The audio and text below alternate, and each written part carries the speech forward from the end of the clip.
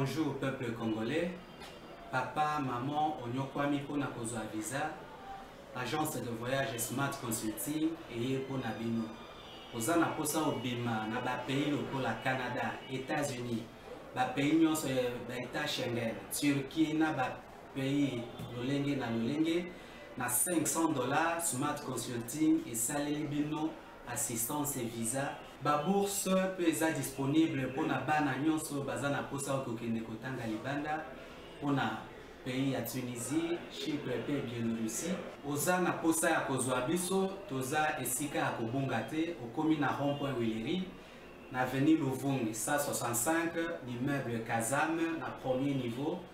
Toza wana, oza na posa ya kozwa ba information na nzela ya téléphone. Oza na posa ozwa biso na nzela ya téléphone, obengi biso na 081 144 38 91. Soit obengi numéro Moussousou 081 32 62 203. Moussala Kitoko et mon anamisou et en plus, na dirait à Moukié, adresse les affaires, une seule adresse, na Smart, on n'aura jamais dessus. Na Smart Consulting, avec $500, on peut voyager partout dans le monde. Merci. Lundi malam, on a bien nyonso bozuli bakoya kolanda plateau de vérité. Il y a lundi à le 1er mars 2021. Moi ainsi que bandi moi le coup mozonga mingi pa ya bandeko basi. Mais to kanisa pe bandeko basi ndenge na niveau na bango ba yiko mema développement na kati ya mboka na biso ko sa eloko moko malamu. Mbota na bino sesika boswami to kosenga na bino ebele bo s'abonner na chaîne YouTube na biso yango nde apport o bino boyi ko sala na biso. Merci na confiance boza ko sala biso. République démocratique du Congo, héritage ya famille Kabila te, ya famille Lumumba te, ya famille Bemba te, ya famille Katumbi te. République démocratique du Congo mboka yo na ngai Congolais nyonso ya bana ko pesa meilleur pour na mboka oyo. Nini to kolobela mukola lelo la partie est de la République démocratique du Congo, insécurité, ça comprend 9 autres personnes tuées dans le niveau de Ituri. Nous avons compté presque 100 personnes depuis le bandit année 2021. Est-ce que ça lie incapacité, il y a pas service, il y a sécurité, il y a armée, il y a comme ma solution, ou encore guerre, aux tellement complexe que solution il y a dengue oyo toujours organisé. Qu'est-ce qui empêche que qui j'ai armé et installé officiellement dans la République démocratique du Congo où il y a atténué à tant niveau ya criminalité comme dans partie wana et qu'est-ce qui empêche au finish à s'installer officiellement même à pour 2 semaines dans partie wana comme calme na katanga mbato mekobeta leso nango élection bureau définitif na niveau ya Sénat campagne e bandaki uto mokola lobby audition ya message ya bakande bandaki lobby e koseda mokola lelo to mengape kobeta leso nango union sacrée babi ticket sali pourquoi na niveau ya deuxième vice-président assemblée ya Sénat plutôt ba yo qualité account kaka José Ndoudou union sacrée, Gerongo union sacrée, José Ndoudou ensemble, Gerongo MLC. Pourquoi ba yo kanté na niveau wana? Qu'est-ce qui empêche to meka mpe ko sol la peine na kati ya émission na biso mokola lelo? Gouvernement union sacrée to sol yango ba grogne bandi déjà. Bandi ko moko ba lobi to ka ki député moko lobaki, il faut privilégier batu oyo ba signaki pétition contre bureau ya Mabunda. Mais to yogi susu Steve Mbikai ya lobby na AFDC a on dirait bati luko bazo zwa nyonso azo kanisa ba alité. Est-ce que grogne bandi déjà té? Le premier ministre a makanisi que c'est un gouvernement de warriors. Warriors veut dire des guerriers. Mais batu oyo biso to zuite nini té? Est-ce que ba député oyo ba ko saki Mabunda bazali ba warriors? To comme rappel ko beta le son. Pour se faire 4 invités na partir na biso mokola lelo. Mwana mboka maître Bazin Pembe, coordinateur ya dynamique. Le changement c'est maintenant. Asana kati ya AFDCA. On va tout aller à AFDCA pour déjà et on est aller mettre Bazin Pembe bon. Merci beaucoup Ndeko Trésor to Zali Malam. Merci na ba Congolais. Ba kozwa ningisa ba landa biso na tongwa lelo po to manyola bosolo. Merci maître Bazin Pembe Ndeko Eric Chiswaka. Bon nuit. Malamu Ndeko. Merci na ba tonyo so baza kolanda biso na pesi pembo te na ba invité ba Ndeko na biso baza na esikao. Merci Ndeko Eric mwana mboka Patrick local. Bon nuit. Njoto kolongono na pesi mbote belé na Ndeko na biso compatriote maître Bazin Pembe na Ndeko Eric Chiswaka na kanisi su baimboka congolais bakufi na est ezalaka bomanga avant leka na banda émission na banda kanana ko kanisa baimboka na bakufa chaque jour na est kala pouvoir bosa na bango bazana ko kabola kaka mikate ya pouvoir bazana gâteau et babosa nite bande ko bakufa awa na kisasa bazoli la poids politique baata zui Tshisekedi zui Bemba zui etala na batazo bazana ko occuper ba. Merci Ndeko Patrick Lokala, journaliste non aligné. Il suffit qu'à Cédric Kabe abonné. Malamu Ndeko Trésor na tombelio semaine elamu na bandeko nyonso o na kutani na bango na plateau na tombeli bango pe semaine elamu nzamba zo songa tozali. Merci beaucoup pour l'invitation. To banda pe mbala moko na eloka to sukesi na yo. Insécurité à l'est de la République démocratique du Congo. 9 autres personnes tuées week-end de l'équipe. Avec beaucoup de Congolais, le en fait, le but est que les CP, mais le ambassadeur a fait enfin lumière et un peu que tia manakati ya magambwana, énergie que ça la concentrer pour comme ma solution la partie wana. Mais on se rend compte que l'ambassadeur et comme que souka na salon politique, on doit comprendre qui serait le responsable chez nous Takiwapi. C'est vrai pas autour à mort ambassadeur vérité ça pendant moi mingité, mais na partie est de la République démocratique du Congo, ils ont continué à saigner comme si ma promesse politique éthique à niveau à ma promesse sur terrain l'armée semble être débordée et tout qui n'ango boye jusqu'où dans 2 minutes yangwana ce qui n'a na banda na likamboyo d'abord tozali ko s'incliner devant ba moroyo ba de plus et de trop o ekomeli bande ko na biso lisusu na est mais ngana tant on a réfléchi à likolo likamwa est on a lobaka toujours que eza guerre moko ndenge ba lobaka une guerre asymétrique. Asymétrique cela veut dire que eza na makambu ebele ba donc eza na ba ramification ebele ndenge ba lobaka na lopoto. Batu baike bayebi que lelo oyo soki est na biso wana eza na ba problème, c'est parce que lelo technologie ezomata. Et tant que technologie ezomata eza na ba minéraux oyo biso tozalango oyo bato wana ba grande puissance oyo ba multinationaux bazali nango posa po basala ba téléphone lelo voiture électrique pour que vivre il faut biso Congo to contribuer. Donc eza na ba ramification ebele mais eloko ndete sengeli koyeba oula nazo saluer vision ya mokonzi mboka o ezali ya diplomatiquement ko essayer un peu ko redorer image ko kende na ndenge ya diplomatie ko meka ko se rallier na batu wana ko vana na bango ko solo la likambo wana. Mais il y a un autre fait. Le deuxième fait est que il y a une impunité qui règne à l'est. Nous avons des généraux commerçants et des officiers commerçants qui sont à l'est. Il faut qu'on sente la différence entre le régime passé na sikoyo, parce que on risque de revenir na eloko ya kala oto bande koloba le silence coupable ya bakondi. Non, il y a des rapports na kati ya mboka oyo, il y a des rapports détaillés précis et la kisa biso ke oyo aza homme d'affaires, oyo aza homme d'affaires alors que selon la loi il leur est interdit de faire ces affaires là. Yango wana esengeli mokondi ya mboka abanana nu ko assainir abana ko assainir a sanctionner ba nyonso baza tremper ba tie bango mupandi ba batanga bango ke ba oteka ba arme makambo ebele ba tie bango mupandi on met des gens avec des objectifs et ceux qui ont conquisté on sanctionne. J'en interpelle encore le chef de l'État dans Soukissa sur likambu ya kotinda base papa. Eza insupportable que nous sommes dans une capitale où c'est des généraux de cortège. Nous sommes na bango nini na Kinshasa. On compte pour la Kinshasa, un colonel na cortège, un général na cortège. Nulle part au monde. Les camarades na cortège peut il faut le bélango. Ce n'est pas n'importe qui doit avoir un cortège. Donc, et sengeli mo kontamboka azwa ba généraux nyonso baza awa ba kende ko déposer bango kuna. On donne une orientation que voilà, on a besoin de tel résultat. Ce qui résultat exact, il y a des sanctions. Bah pour ça parce qu'ils sont payés pour ça. Merci. Ndeko Cédric, moi na mboka Eric Chiswaka. Koyoka Ndeko Cédric, c'est parce que seul la sous-scène la riche, nous devons supporter peut-être ce qui nous arrive.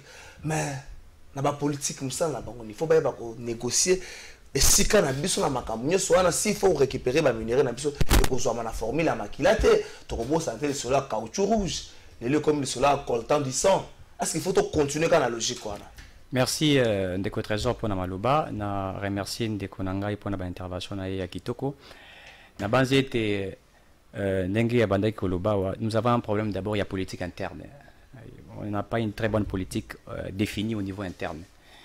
Maora Makambujo Salama, il y a guerre à Est, il y a Banda Kabila, il y a Banda Laurent Kabila, il y a Banda Kala, et tout ça. Obi Marc Corel à Loba, la bonne manière de vaincre son adversaire, ce n'est pas de lui ressembler. C'est-à-dire, la façon de mieux vaincre son adversaire, ce n'est pas de lui ressembler. Donc, sur le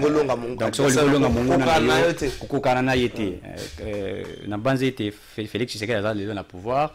Sur la ça la Sengeli Kabila, insécurité Zagina Tanga Kabila, les autres continents Tanga Tshisekedi, tout ça c'est puisqu'il n'y a pas une bonne politique au niveau interne qui est tellement définie.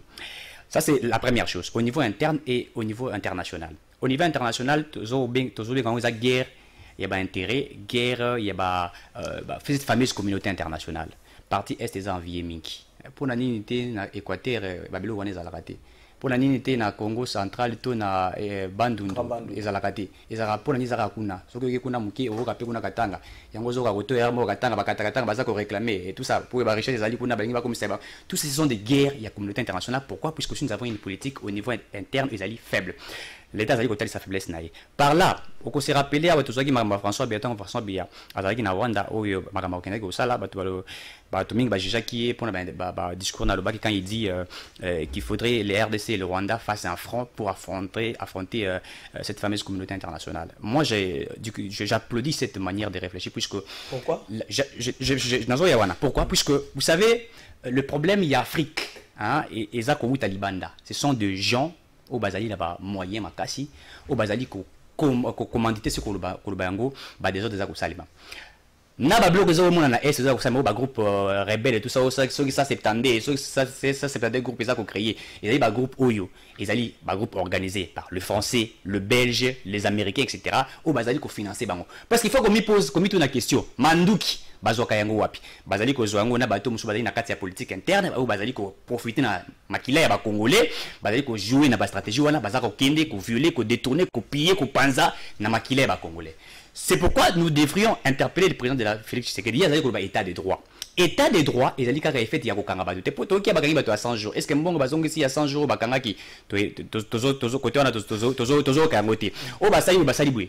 C'est bien bon ko kanga bato bazako iba mbongo. Mais et l'autre ya motu ezali pe état de droit ezali pe sécurité ezali ete bato bazako kufa wana bazala ba trouver comment dire solution ba écoute ezwa quand même qui peut permettre que bato bazali kuna ba se rassurer. On ne peut pas parler de l'état de droit que quand on arrête un politicien la question la RTNC on applaudit. On ne peut pas seulement parler d'un état de droit quand on va vous présenter Matata Pogno à détourner mbongo ya Bukangalo. Non, l'état de droit ezali pe pour la sécurité na Est, définir au préalable une politique interne.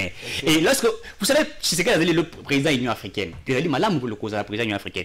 Dans le niveau il faut jouer une très bonne diplomatie, une très bonne stratégie pour définir une politique interne d'abord au sein de notre pays, afin que Mboka Ezalama Kassi et permettre été bateau bazali ko groupe armé zali ko créer au niveau de la communauté, puisqu'il faut bien les définir au niveau de la communauté internationale. Ameka ko solo là, ameka no chité voilà, ameka ko solo là, bateau bazali di banda na niveau de diplomatie, puisque na base était la bonne voie, il y a qu'on résoudre les problèmes, soit de la diplomatie, soit ils ont deux voies, soit de la diplomatie, soit la guerre.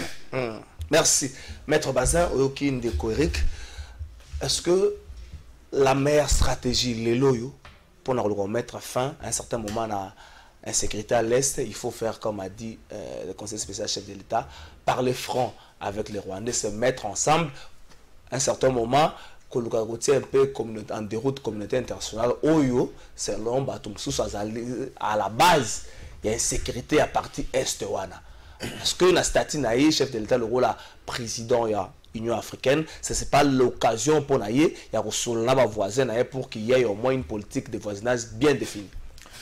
ndeko trésor na ba congolais ba kolanda biso soki okei na constitution na biso ya mboka na article nango ya yambo azali kopesa devise na biso balobi justice paix travail esengeli biso ba congolais na kati ya mboka na biso to se retrouver na kimia esengeli justice na kati ya mboka na biso esala ekanga bao esengeli bakanga esengeli pe biso na kati ya mboka na biso esengeli to travailler ndenge baswahili balobaka tutumike esengeli to sala kisalo esengeli ezala.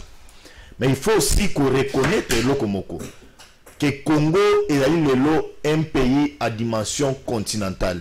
Nous sommes ouverts au monde. Tout a une richesse moko lelo donc inexplicable. Tout a objet ya convoitise et pas mikili mususu ya bapai y compris na ba voisin na biso. Mais c'est ngende bisonde toyeba koma ko lekela biloko nyonso wana na nini na diplomatie. Collaboration esengeli ezala entre biso na ba voisin na biso y compris na ba occidentaux parce que lelo bango nde bazali na donc na koloba impérium ebele sur certains pays ya Afrique. Sur le plan diplomatique esengeli to changer stratégie na biso, mode de coopération na biso na ba mikili mususu esengeli to changer. Dobi oui ba investisseur bozo ya ko investir na kati ya mboka na biso mais esengeli partenariat ezala win-win gagnant gagnant. Boye botongi boye na baizine na bino 50 ya bino 50 ya biso na 50 ya biso wana esengeli congolais azwa musala na kati wana tango bozo ya kotonga esengeli bopesa congolais kimia tango bozo ya kotonga boyebe ki omoza na Congo esengeli bo se soumettre na justice ya République démocratique du Congo, c'est-à-dire oyibi place na ezali na boloko oyebi to rompre ba relation na biso tozali na biso na bino. Mais il y a un fait. Oyo lelo ozali kolekama na ese ya mboka na biso. Biso pe toza complice. Entre autres bandeko na biso ya est. Nous ici à Kinshasa bandeko ba comprendre ngabe. Nous prenons les bango bato baza ba victime bango les bazali ko incriminer bango avec un certain nombre d'éléments. Pourquoi? Bazali ko dénoncer ba ndeko adif tant bazali ko kotate. Bazali ko dénoncer bango te. Alors que pour gagner une guerre dans un pays, dans une ville, et c'est une population à collaborer na ba soda. Ayebi ko dénoncer parce que la population est na ibaka. Bazo kota na partie est, bazo kota na partie ouest, ba kota na kamwa balabala wana. Ba fanda kanyene kamwa ndako wana. Population da dénoncer en fait bato ba dénoncer moko basa bat local na kati na bango to vandi boyo yebi ngai nga na yebi bino nyoso ayo to yebani yebana lobiso na baluko ko dénoncer nga ndenge ndeko yeba na baluka ki population oyebi moyibi so ya koti na quartier ayibi na butu bato nyoso to ba crier moyibi akuluka ka place ya okendo bomana tako okendo bomana za balabala te okendo bomana kamwa ndako mais moto o place akio bomana so ki a dénoncer soda koyeba koya kokanga ye kozwaye amemaye na bureau ya la police. C'est ce qui se fait à l'est. Moi je souhaiterais que armée la biso et sa impulsion ya malonga et sa bonne volonté mais collaboration et sengeli et seulement entre population. Pour preuve, ce n'est plus un secret de polichinelle. La guerre à l'est du pays, ce sont les dignes fils, les généraux au lelo bazali na ville à Kinshasa. Awa par rapport rebelle à TC que non bangonde bazali wana bangonde bazali ko instrumentaliser bangonde bazali ko cotiser ba fait pour être bandeko na biso ya est bakufa. Mais nous n'allons pas nous fatiguer, nous allons commencer à dénoncer pour que la paix revienne à l'est du pays. Pour la construction de trésor, moi je souhaiterais, je l'ai dit dans l'une des émissions, je souhaiterais que nos présidents de la République soient gouvernement et d'aller installer en place. Parce que maintenant là nous avons l'impérium du pouvoir et c'est Azwa à se transporter na S. S'il y aura des gouvernements, il doit c'est cet état-major qu'il a promis à la partie S en Bokanabiso et Sengele Kenya. Il semblerait que les soldats au Bazakuna la partie S, ce n'est pas 21, c'est 3000. Oui, ma société civile a 3000. C'est bon. Merci.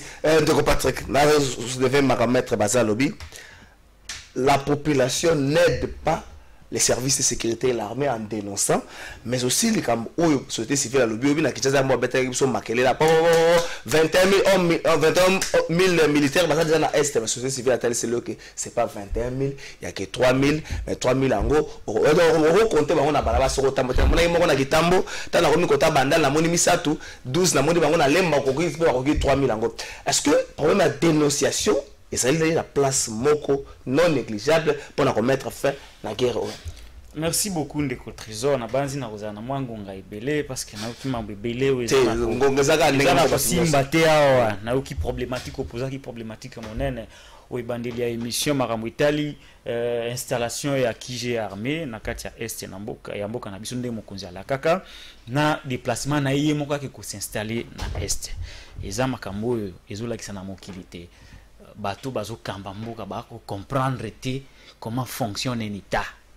Zomona nazana ko réfléchir na logique moko simple to comme ba théorie ya makasité parce que ça va épater les gens. C'est-à-dire que lelo ndeto vandiawa guerre botami na Kasai oriental.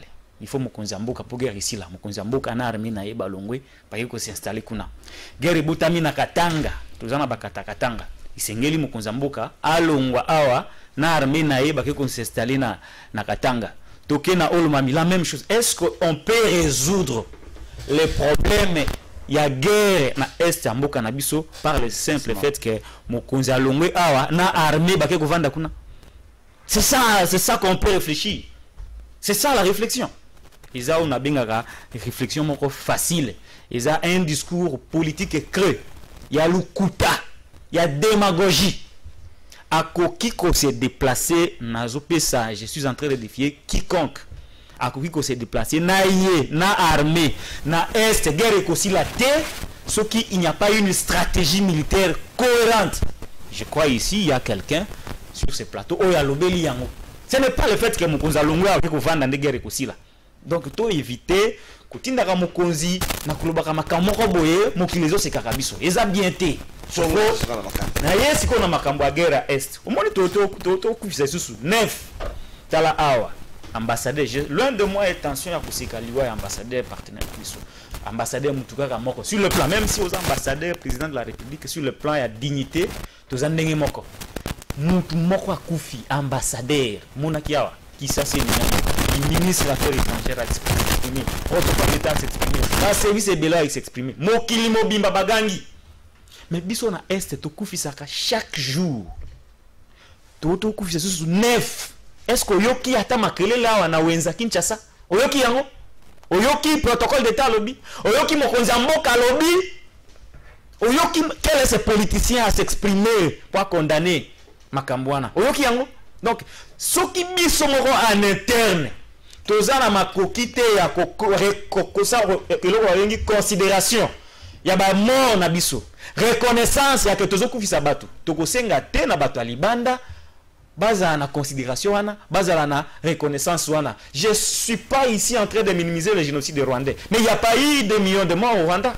Biso tokufisi combien na est? Mais pourquoi t-il le système des Nations Unies, parce que je me refuse de croire qu'il existerait une communauté internationale. Ça n'existe pas. Le système des Nations Unies n'a jamais reconnu qu'il y a un génocide au Congo. Donc les lois 10 millions.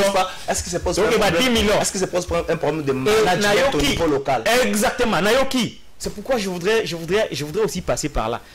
Pour nater Mitumba ici là, quelque part il faut Tomituna est-ce que tout ça organisé en interne. Nayoki va dénoncer la communauté internationale qui n'existe pas. Va dénoncer la firme internationale. Va dénoncer les pays voisins. Mais au niveau interne, est-ce que nous sommes organisés? Est-ce que tout ça a un service? Ou ils ont ma coquille? Il y a ça la pour te bitumber ici là. Notre armée, ils ont organisé de quelle manière? Notre armée, ils ont un moyen nini. Impulsion nini mo konzamboka ko pesa. Ponate makambane ici là. Et puis, nazana kokita, malembe, diplomatie, diplomatie. Est-ce que banda IDPS a un pouvoir? Diplomatie nini? Oh, ils ont existé dans la Mboka. Bapé sa biso stratégie diplomatique nini? Ils ont que Tshisekedi dake, akutani na Kagame, akutani na président angolais, akutani na président Brazzaville. Loin de sikoyo, diplomatie yangwana. Quelle est la politique diplomatique au Mboka na biso est en place? Par rapport à la guerre, na chité sika na yoki ba dénonciation quand on est au pouvoir maître Bazin nande konanga Sidiki Kabea quand on est au pouvoir on dénonce pas on agit c'est-à-dire que ne fait pas partie il y a pas parti politique au pouvoir azam ta pouvoir non na bien non ta pouvoir azam ta pouvoir azam ta pouvoir quand on est au pouvoir bah ça la dénonciation té na yoki oh ba généraux oh ba tel. Mais depuis que l'IDPS est au pouvoir, basali nini pour na kucha hors d'état de nuire, ba généraux baza cité na makambo guerre est. Basali nini salini ba rapport eza. Qu'est-ce qu'on en a fait de ces rapports qui existent? Basali nini na ba rapport wana. Hein? On ne dénonce pas quand on est au pouvoir. Na yoki wa mettre baza ko seka bandeko nanga ya est. Ba service à sécurité. Tozana service à sécurité babengi ya civil. Zana til samsu kisana. Tozana ANR, tozana DEMIAP, tozana na bureau D. Ba service wana nyonso ko sangisa bango baza incapable. Ya koza ba information pour anticiper ba attaque ya ba def nalu. Vous demandez à une pauvre population ou azana détresse à tout moment, abana ko sala ba enquête, abana ko sala ba dénonciation, mais en même temps il est agressé à tout moment. Quand est-ce qu'il aura le temps de faire cette dénonciation? Merci Bazin. Merci beaucoup tu na pouvoir boyer. Bon la makamba ko se plaindre. Bon la makamba dénonciation. Vous avez pouvoir assumez-vous, agissez. Vous avez déjà le pouvoir de AFDC.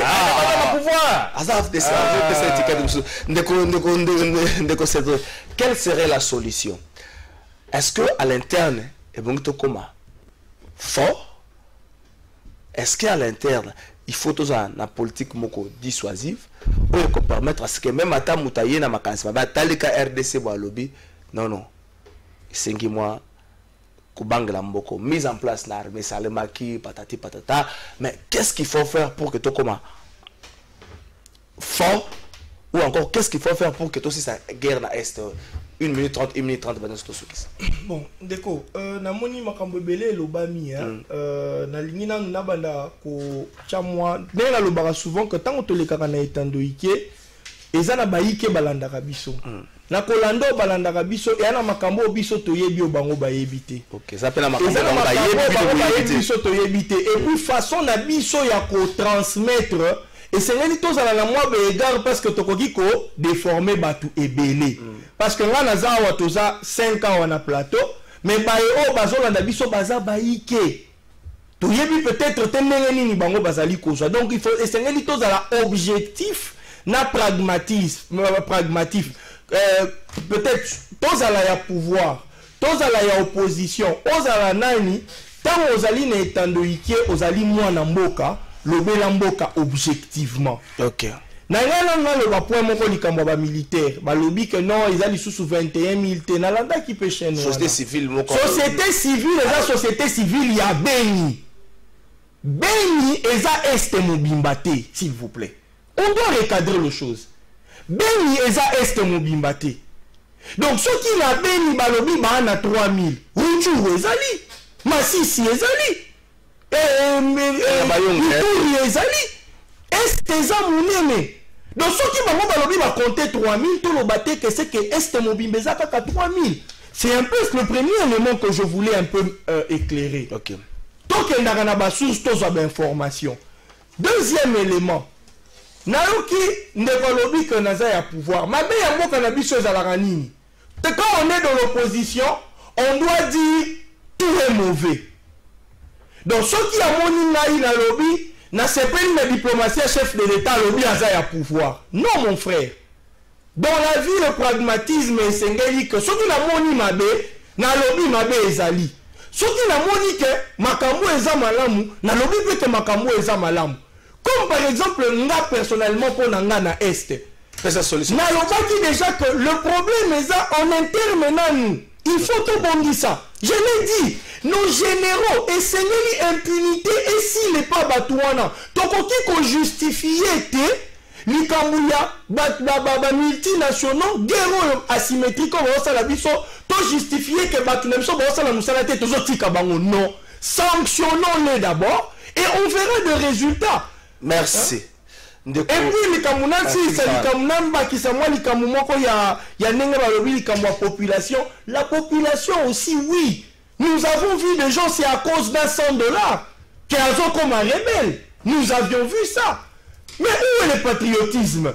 Nous devrions aussi dire à la population, toi, que population, attends pas si on est un nénéni, attends ma pêche $50, $100. Aussi, on ne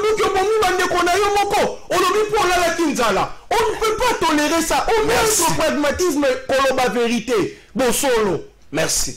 Ndeko Eric, que faire pour mettre fin dans les cambos? Est-ce qu'il faut à l'interne être fort ou encore il faut une armée dissuasive? C'est à l'interne, tout commence à niveau à l'interne. Je crois qu'il y a des présidents, comme je crois, à partir à Est, moi, comment on appelle ça, sommet entre Ouganda, Burundi, Tanzanie et tout ça, pour la sécurité. Je crois que Sun un livre intitulé L'art de la guerre, publié au 4e siècle avant Jésus-Christ à Lobi, la bonne manière de vaincre son adversaire, c'est de faire de celui son associé. C'est une des stratégies démontrable, même en sciences politiques, il est démontrable qu'il trouvera plus de solutions. Quand on fait de son adversaire son associé, tu as une stratégie et ça pour convaincre l'adversaire. Il faut rester prudent comme le serpent. Et puisque dans le bac, François Biyamarambaloba, c'était très important. Le problème des entreprises en Afrique, c'est ma communauté internationale. Mais nous vous rassurons qu'il y a des gens qui dirigent le monde, qui ont imposé. Tout ça, au monde, Nigeria, enlevé, et tout ça, tout ça, au monde, en Libye, instabilité à Libye, pourquoi? Puisqu'il y a des gens qui ont décidé pour mettre la guerre, exploiter la matière et tout ça, pour c'est comme ça. Donc, au niveau interne, il faut asseoir une très bonne politique au niveau interne, sanctionner. C'est pourquoi j'ai dit l'état de droit. Ce n'est pas simplement arrêter les politiciens ou détourner bon. C'est aussi arrêter ceux qui sont dans Katia, Koluka, Kochara, instabilité. Baza na armée, baza politiciens, azali na gumba, fani na bureau na ye, mazako benga kuna kutuna bango, est-ce que si bakoli na ngese komi. Donc ça, c'est maintenant la politique que le président de la République doit mettre en place pour être sécurité. Nous allons commencer à les juger comme on a jugé Mobutu, nous allons les juger comme on a jugé Laurent Désiré Kabila, et nous allons encore les juger comme nous avons jugé aussi Joseph Kabila lorsqu'il était président de la République. Mobutu côté où nous qui moi calme, je crois peut-être que 2 dernières années des côté où nous peli, maître Bazin. Est-ce qu'il faut une diplomatie forte que nous sachions négocier place na biso na chiquet international peut-être la question sur les vagues multinationales et que trouver solution en gros. Ndeko Trésor, oyebi nazali congolais ndenge ozomonanga boye de père et de mère. Mais tant on a koyoka na munoko ya ndeko na plateau awa koloba tant ozali na pouvoir okoki ko dénoncer il faut quoi agir. Ah bon? Donc ngai na pouvoir ndenge nazoya na émission on tue un congolais na nzela par dérapage à ma policier parce que je suis au pouvoir, je ne peux pas venir à la télé dénoncer cela. On pille à l'est du pays, je suis au pouvoir, je ne suis pas appelé, mais mon gongo nangayoyo. Tu as une émission YouTube, même les blancs nous suivent, parce que balandaka biso. Et ana batu mususu ba émission na lingala boy, ya ko interpréter en français. Mindele wana ba ko landa biso. Et cette façon nanga ko contribuer pour na mboka na ngai, pour na kimé na partie. Donc au ravir nga ba droit wana, je pense que y a un peu un excès de paroles. Au lieu que na taxi de konanga na iloko mususu. Je l'ai dit, on est au pouvoir, on agit, on fait. Et sur le plan diplomatique, moi je dis aujourd'hui que ce n'est pas une honte, mais c'est une gloire pour les Congolais parce qu'on est revenu à un niveau où nous sommes allés jusqu'au-delà et avoir un président au sein de l'Union africaine. Sur le plan diplomatique, ça joue. Et aujourd'hui, que ce président-là, tant que guerre est mboka na ye, lorsqu'il porte sa parole, l'icolo, c'est de l'Ibayokaye. C'est de l'Ibayokaye. Mais si on est fragilisé dans mboka et que je te donne un élément. Bamoso va crier au nom Lukuta. Tu sais que ce qui s'est fait ici à Kinshasa, marche et à la Mouka envers Karega. Tu sais que c'est une façon pour déstabiliser la République démocratique du Congo dans la relation avec le Rwanda. Tu sais ça? Comment ça? Comment ça? On est en politique. Comment fragiliser Félix dans la relation avec le Rwanda? C'est de mettre mal à l'aise l'ambassadeur qui est ici pour que la République démocratique du Congo prenne une décision qui va fragiliser ses relations avec le Rwanda. Mais ça c'est connu, c'est comme ça qu'on joue la carte politique. C'est connu, c'est comme ça qu'on joue la carte politique. Il faut c'est la population. Donc, je suis de parler à la population de comparaison. La marche, tant marche sur le plan politique, ils allaient tirer des ficelles. Il faut fragiliser ces relations. C'est parce que Tu sais que le là, comment au Canada, Rwanda, qui me sont qu'ils ont nous allons perdre. Comment il faut faire? Il faut chercher un fils Yamboka pour n'être non et créer une. Ça c'est politique, ne connaît pas na ba maîtriser la question politique. Mais revenons sur la question il y a S de Konangai. La question il y a ben Sengeli ça la biso unanimité na plateau à télé. Il y a plateau na yo awa. Mais je sens de tirer sur ba institution en place. Aucune proposition de lui. Aucune proposition. Il dit non, nous n'avons pas aujourd'hui une diplomatie assise. Ah, mais qu'est-ce que tu proposes pour ceux qui sont dans les institutions? Toi, tu es de l'opposition. Vous l'appelez journaliste, moi, il ne dit pas, il n'est pas journaliste, il a des couleurs politiques. Ok. De côté, on a ça. C'est que ça. Je l'ai dit en âme et conscience. Vous, la presse, il y a Kinshasa, vous êtes tenté de nous rendre, nos politiques, un mauvais service. Parce que lorsque vous vous retrouvez derrière Maître Bazin de l'opposition, osez à la télévision tirer sur le pouvoir en place. Mais osez ignorer que non, un journaliste dans un plateau de télévision, il est net. Mais ici, il n'est pas net. Il a des couleurs, tendances politiques, la mouka. Il doit s'assumer. Merci, Maître Bazin. Il faut s'assumer dans le langage naïf. On est à côté qu'à un journaliste non aligné. Non aligné par rapport à quoi? Merci. Qu'est-ce que vous appelez non aligné? Merci, Maître. Déontologie la bine s'est inspiré bino. Si vous êtes en train de nous amener, vous avez vu vos collègues avec le dossier Bukangolozo, ils nous ont produit un rapport. S'il vous plaît, Maître. Parce que parce qu'il n'a pas intérêt. Non, c'est politique. S'il vous plaît, on a que la vérité comme nous. Non, les tickets d'entrée. Vous verrez aujourd'hui. Ministère, à travailler derrière un ministre. Lorsqu'on passe à la télé, on dit le ministre était là volé. Les journalistes, le lendemain, ils cherchent à passer à l'émission. Les émissions pour justifier 50 000, 500 000 fois. Merci, mais ça, il faut condamner. Merci, Maître. Il y a des députés qui produisent des émissions. Il y a des députés qui produisent des émissions. On a toujours condamné. Un homme d'État ne peut pas se transformer à un journaliste à poser question dans une conférence de presse. C'est un scandale. Merci, Maître. L'éthique de la déontologie intervient tant que le journaliste a Osala Moussala naïe. Awayo Salamusate, Azako analyser l'éthique là. Non, s'il vous plaît, maître. L'éthique là déontologie intervient donc juste en ça Moussala. Il a l'exercice de ses fonctions. One éthique déontologie intervenir. Mais Awa Azako analyser donc. Bon pour ta bino ba couleur et talingate mais sur éthique et déontologie intervenir à soka osala musala donc awa osala musala taza ko analyser Patrick Lokato sur scénario non raza avocat na sur scénario proposition qu'est-ce qu'il faut faire pour mettre fin à cette sécurité et bon to kota le camp gouvernement mettre faut comprendre déjà Steve Mika tomboli ngongo donc FDCA ba poste comme moi place donc ce qui ça kitoko makasi ndeko trésor Kalafai na benga kayo journaliste du moment tika makambwana makambo ya bosoto ile kati na kati ya émission na lobi bosoto te ngana lobi na yote na lobi na yote na tangi na komba mutu te s'il vous plaît lobi ka to se calme toi le 1er mars mois de la femme ngana tangi na Maître Bazin te se calmer à se tranquilliser nana Maître Bazin aux avocats, aux amutamibeko. Na yeli ki avocat wa te papa. S'il vous plaît.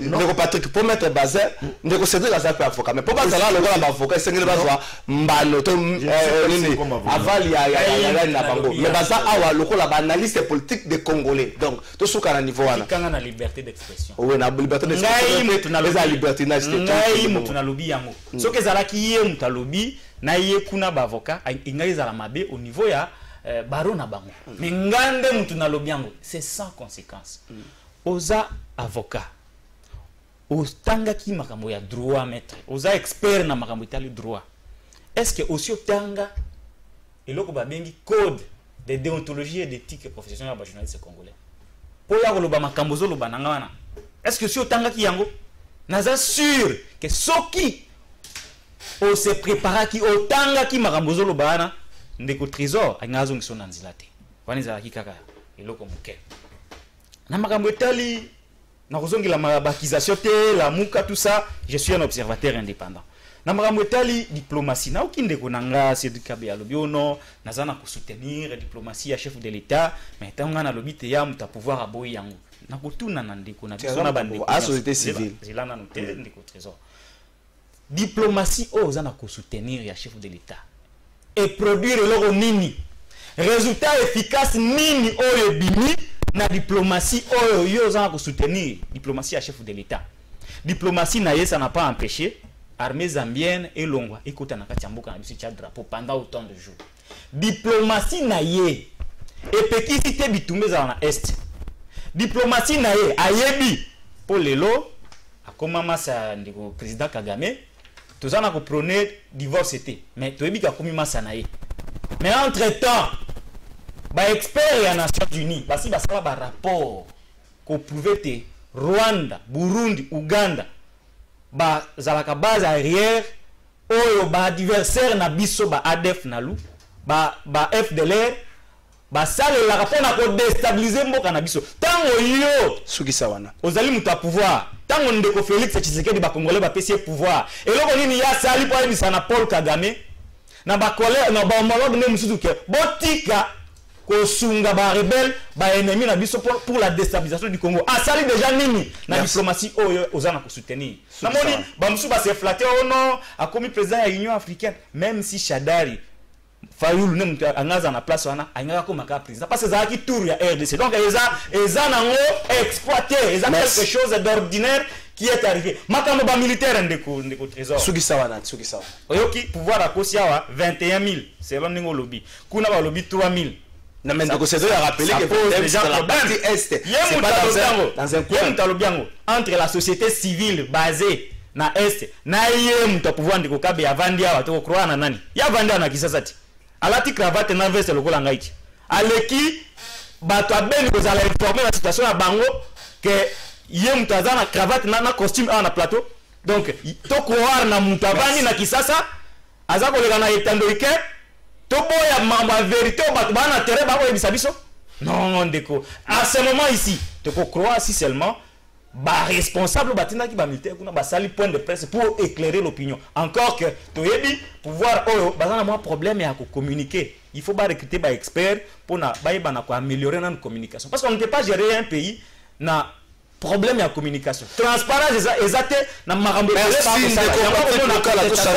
à tout moment tout changer thématique merci je crois que bandeko sur la table au baza cité pandeko Patrick bakozwa tana bango mwa muke ko réagir tout kota likambo ya gouvernement ya mboto suki sap na likambo ya élection ya bureau définitif ko salema nango lobby na ndenge esengeli ndeko Cédric Abea moi mingongo comme ko tomba ma déjà na likambo partage na gouvernement union sacré après déclarer maloba ya honorable Eliezer Ntambwe faut kanisana no biso bandeko to koisaki mabunda Steve Mbika ipe na FDCA abeli ipe FDCA ezali esiko botaka problème je crois que vous se rappelez 2019 tant on partage yaki FDCA botaki et c'est là que FDCA mi balé lelo bazongi ensemble par la magie et union sacrée mais déjà par la magie et union sacrée partage comme Bahati de Kobo accusé un peu d'être gourmand est-ce que le partage il y a la responsabilité dans le cadre du gouvernement union sacrée et que ça la neutre il y a problème il y a sika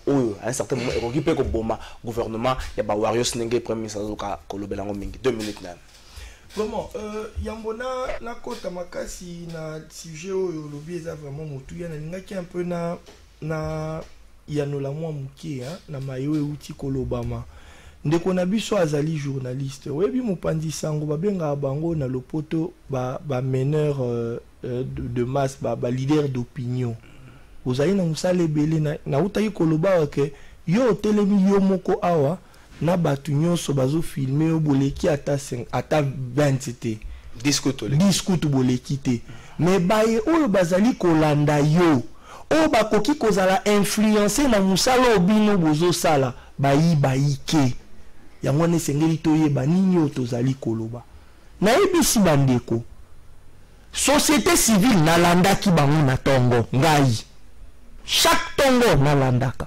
information balobi société civile ya wapi ya Beni et lorsque le monsieur de la société civile a lobaki il a précisé que à Beni il a dit à Beni vous savez ce que c'est la communication. Vous savez ce que c'est placer les mots dans une communication. Il n'a pas parlé de l'Est, mon frère. Ce qu'on l'a qui, tous à la minute la passion. Dans le Belamboka. Et c'est très sérieux. Les Kambouyami balé. N'a aucun Kambo ambassadeur. Papa, tolela qui disait la wapi. na palais du peuple, vous savez. C'est toute la population de la RDC qui est na palais du peuple. Pourquoi? Pourquoi est-ce qu'on a élevé Moussa Laurent Désiré Kabila, le héros national, et les autres, mais bah élevé Batunion sauté? Mon frère, Tozali Loba na Bato Beni. Et c'est même Tozala na moi, Tolongo la passion. Tous les problèmes, nous-mêmes, na journalisme, na bino. Votre information, il y a ce qu'on appelle la ligne éditoriale. La ligne éditoriale, non, même pas ni ampleur. Par exemple, le roi ambassadeur, au traité information et ambassadeur, non, maman, qui m'a dit que je préfère pas. C'est comme cela que non. Mais parce que, imaginez-vous, il y a eu par exemple le roi et ambassadeur. Non, maman, qui m'a dit que tout est qui m'a dit que yo sur le plan journalistique, na ligne éditoriale na yo. Ambassadeur étranger. Proximité affective. La pression yango. S'il vous plaît. Proximité affective. C'est proximité affective.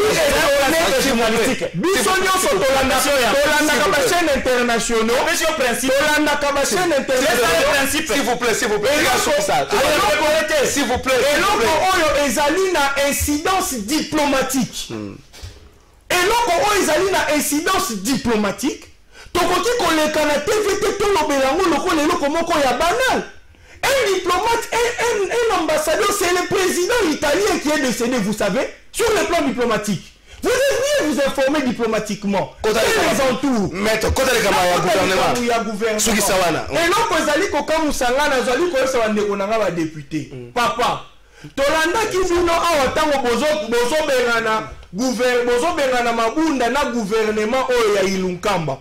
Ce sont ces mêmes députés tant batuni bango. Ce sont ces mêmes députés tant batuni bango mais papa, bozali ko bunda ko beta na makofi. Intérêt za na simate, ba boyamba ki bango. Bango nyoso baloba ke intérêt za te. Bozo ko bundela mboka. Mais papa, soki ozo bundela mboka, étant député, on dit que ko bundela mboka kutu makati za étant que député. Parce que tant que les ministres, ce sont les députés là qui doivent contrôler les ministres. Ceux qui ont des députés, on attend même beaucoup de vous. Il y a que contrôler les ministres, au lieu que vous comme un ministre, pour vous contrôler. Donc, bande konabiso, s'il vous plaît, batopona qui bilona ne peut pas la ministre. Ça, j'interpelle à tous les députés. Ceux qui m'appellent qui ont députés, merci. Et ça qui m'appellent qui ont ministre, mais députés. Ça, il y a qui députés. Le tika premier ministre ba pona batu oyo ba monique ba koki kosala musala ale bo sala oyo eza musala bino ya ko contrôler ba motolingi to mona ba rapport parlementaire ba contrôle parlementaire ezo aboutir na ba sanction ne loko tozali kozela. Merci Ndeko Eric. Est-ce que déjà les Cambodgiens partagent les autres qui s'abusent et de mettre à nu oyo bon mama qui na simba nyo sacré adhésion massive na nyo sacré ça pas pour l'intérêt Mboka meka uti ko rappeler ngwa ndeko c'était ka rappeler ngwa tant bazo ko sama bunda batuna ki bango za po ani no intérêt mboka le comme bisa otoza ba privilégié donc mboka un peu intérêt na ngwa tsami na de côté mabumozu esika ouais na raison la ngomba mena ramasima mukien par rapport à tanangai et bien à court il y a initiation de la recherche scientifique aux une recherche empirique de vérification et d'exploration tant balobi 3000 militaires bazali na est na Beni. Donc, il obite qu'il faut que l'on balamo quoi qui ça pour qu'il ne connaisse pas aux informations. Aux ala aussi aux alliés n'est-ce pas aux informations bâties des lieux. D'autant de Gaza au Lubawa ils ont bon donc il faut n'habite à salir recherche empirique il y a vérification d'ailleurs sur terrain est wana toi ça là qui côté wana il faut à distance il faut que bon c'est un côté pays de Konanga permis dans le bimba Vincent et il y a Vincent Karega vous savez Vincent Karega na azali ambassadeur c'est pas un représentant il y a Paul Kagame na Congo mais la politique interne à Congo jamais à Congo que meka kulba n'importe quoi Fayou azali opposant congolais ce qui a attaqué Félix Tshisekedi a attaqué Moïse Katumbi c'est entre les Congolais lui il est venu Nandenge il y a représenté Mbokanaye ba côté wana ko mais son pays a été cité son pays a été cité oui à quoi il recadré par rapport à pays mais il a outrepassé lorsqu'il dit ma oui côté wana côté Mutu wana c'est un Congolais Fayou c'est un Congolais na biso za to ba Congolais na ndenga il faut respect puisque on va discuter entre ba Congolais les ali malam ils allaient payer l'ambassadeur moi mingi bazosa pe mo babuso baibele na excusenga uta yokufa brebaki akendaki na est kosala nini tout ça bino monyo so boyebi yango mission bon voilà tokota ngati ya mozino te po makambo eza ibeli ya koloba kote wana et puis ba congolais na ozonga na baki bato muso babaki ba congolais baza kotika ba rebelle bakota tout ça mais tout rappeler bino il y a des congolais ba uta ko lia na def ils aki kanda bazi bali tito ko na niveau moko bandolia ti ba politiciens congolais pour so baza so baza na complicité na zo ba bonso baza na complicité oza pasi donc baza ko violer ba mama na biso baza ko violer ba mama na biso baza ko chuba ba banzete baza ko sala mabe ezali pasi pour na biso congolais ko toyebi congolais soki asiliki ezala mabe na zonga côté il y a gouvernement oui toute transhumance politique sur transhumance sur politicienne et tout ça ils ont banque ça biso donc tous les gouvernements ngo ko ya wana espérons quand même mais je suis en train de craindre beaucoup naza ko banga mingi que tozongela eloko moko to baluka isika moko case de départ tout ça eloko moko depuis 1960 jusqu'à aujourd'hui to tikala ko na classe politique mais ba été déjà na classe politique moko au monde ba bazaki le na a le balunga na abake na b to za mais ba union sacrée ba mobutu ba pesa yango ba musée le roi ba pesa yango ba kabila ba sala ba dialogue et tout ça donc nous sommes en train de tourner pourquoi puisque ba homme politique na lobaka ngo na lobaka toujours bazali na bonne foi te bazali na volonté te bazali bato baza ko sala ba biloko na bango bazwa bambongo na bango batira na poche congolais azali ko nyokwama nazo ko interpeller conscience na bango mboka Congo il faut bonga pour Congo bonga il faut bazala na maturité bazala na amour pour la mboka na biso soki basali yango te donc tozalaka tozwa ko baluka wana entre temps Rwanda za ko avancer Ouganda za ko avancer attaque ba ko yiba biso ba matière première baza ko yiba attaque moke ba ko yiba biso wana baza ko se développer nango biso atamwanda mo ezalia toza ko se développer te pour likunya ezali ata moke oza osala budget ya kumboka eza combien awa ezali sondi na pona budget ya mboka lokola monene RDC awa tokutaki kotala na est ndenge bakongolais bakolokota bamine minéraux ekwei eza kobima baza kolokota yango le pays est rempli des immenses ressources naturelles mais la population demeure pauvre à cause des politiques congolais. C'est pourquoi na libane tobaki il faut définir une politique interne d'abord une politique forte so une politique ezali efandi makasi na niveau international tokopesi. Merci. Bon ndenge koloka ndeko Eric politique à Congo za kwa sili kotine bayamba ko lingo koti ya ofele opemi okay inyo sacré comme le kwa sili koti lingo koti ya ofele soko zuite obandi ko belela maître baza partage à pouvoir surtout pas na bino na c'est déjà makele les bandi Steve Mbika tombo lingo bon mutu monga tuninga bon Steve Mbika salama posa la kaka na pouvoir la bibo wana talinga ite mais déjà grogne bandi même pas na bino ebi que faut bossa na teke na 2019 ma partage oyo mais manga problème na libota na bino mais lelo ils sont qui lisusu mais la première ministre comme ça na pression il y a pas politique oyo bazoluka bango nyonso balinga ba la même indépendant wakende okuta lobby esika ba kotia ngai nde esika na kosala langage on esika ba kotia ngai c'est une sorte de pression au premier ministre à subir mais aussi il y a bato ba ça ba démission Patrick Kitoko a ministrable donc comme tu as mon conti pression même le pouvoir discrétionnaire même le chef de l'état ils sont na musalate ndeko trésor Mbikai azali kokota na lo ya auto bengi na doit ba récidiviste. Donc c'est un habitué. Trésor, moi j'ai toujours prôné les valeurs. Il y a dynamique, le changement. C'est un récidiviste a une comprendre que terme warning est donc c'est nous à l'habitué naïe. Na occupé ba député Moussous bazali ko réclamer de Trésor.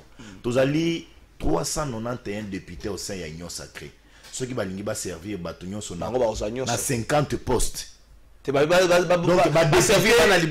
député alors qu'au sein de l'Union sacrée, il y a des personnalités, il y a la société civile, il y a plusieurs regroupements politiques, il y a plusieurs partis politiques.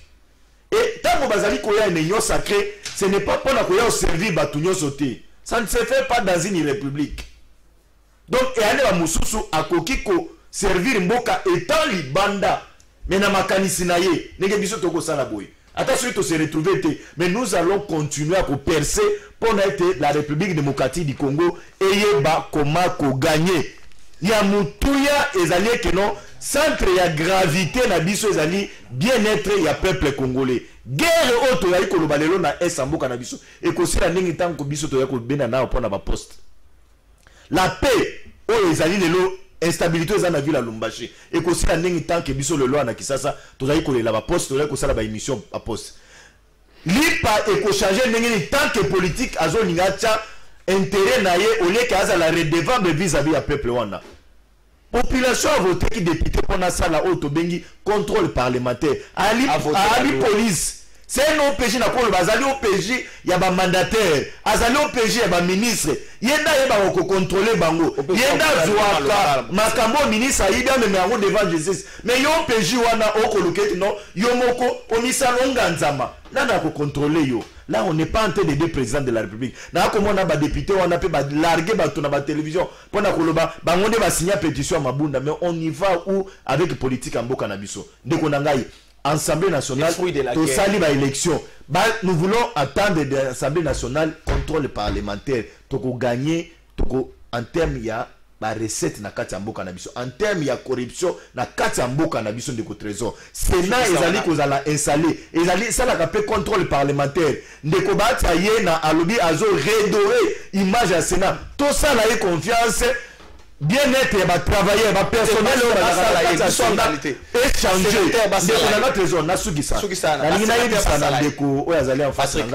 que la date le 4 mars 2004, loi Nabino et journaliste, c'est là qu'il a voté. Je maîtrise bien votre matière. Kende na article 3 parce que ngongezalité nazali na code de déontologie na kende na article 21 soko lobina tanga ngo contenu ezali koloba boye un journaliste il est neutre dans le traitement de son information. Ici, il n'a pas de parti ici il ne trotte pas il est bien ici dans ce plateau il est comme journaliste. Merci maître Bata na casquette nanga ya AFDC ya journaliste ya dynamique mais c'est parti politique. Mais lui ici, il vient comme journaliste. Il doit être neutre. C'est pourquoi il a un principe. Un journaliste n'a ni ami ni ennemi, mais il a comme son métier des animaux sanaï. Ainsi que vous avez un ennemi, il y a la République démocratique du Congo, mais à l'Inga Congo, n'a pas valeur, n'a pas proposition. Merci. Pedro Patrick sur ça gouvernement. Au moniteur, il y a 2 minutes. T'as mon la qui cite assez documenté, malamogo qui vient à internet. Les trésors. S'il vous plaît, expert dans ce domaine. S'il vous plaît. On va pas quitter na AFDC Zalaraboui. Tant on va battre à Koloba, yo pour Koloba na kana.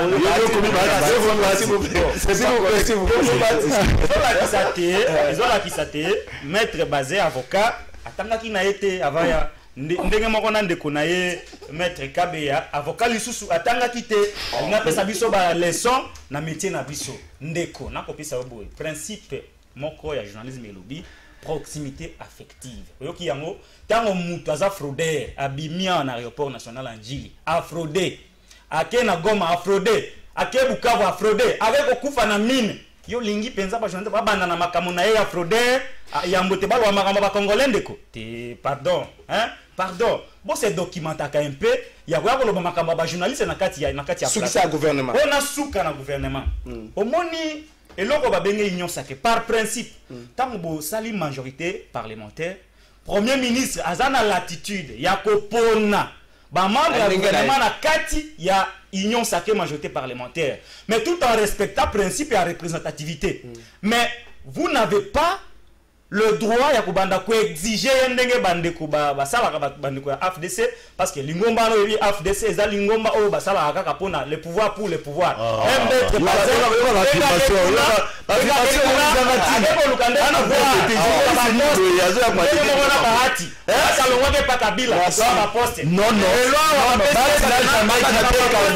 pour les postes.